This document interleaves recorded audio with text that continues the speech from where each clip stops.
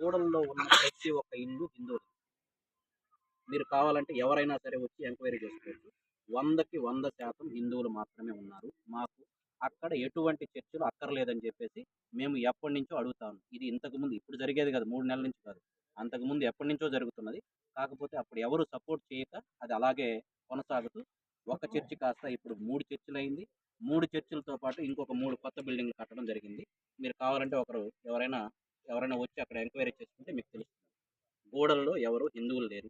మాకు కావాల్సింది ఒకటే. గూడల్లో ఉన్నదంతా హిందువులే. ఎవరు అన్య మతస్థులు ఎవరు లేరు. సో, మాకు కావాల్సింది ఏంటంటే, మా కొండ చుట్టుపక్కల ఉన్నటువంటి ఎటువంటి చర్చి నిర్మాణం అయినా సరే మాకు అక్కడ అవసరం లేదు. వాళ్ళకి సంబంధించినవి ఇంకెక్కడైనా ఊర్లు ఏమన్నా ఉంటే, క్రైస్తవులకు సంబంధించిన ఏదైనా ఊర్లు ఉంటే అక్కడికి వెళ్ళి వాళ్ళు ఏవైనా చేస్తారు. ఇక్కడ మేము క్రైస్తవానికి వ్యతిరేకం కాదు. మా హిందువుల యొక్క హక్కు ఇది. మేము ఉన్న చోట మా హక్కుల భంగం కలగకుండా మీ అధికారులు ఎవరైనా సరే పట్టించుకోవాలని చెప్పేసి ఈ ఈ సవినయంగా మేమందరం కోరుకుంటున్నాం. మధ్యలో ఒకటి అది హిందూ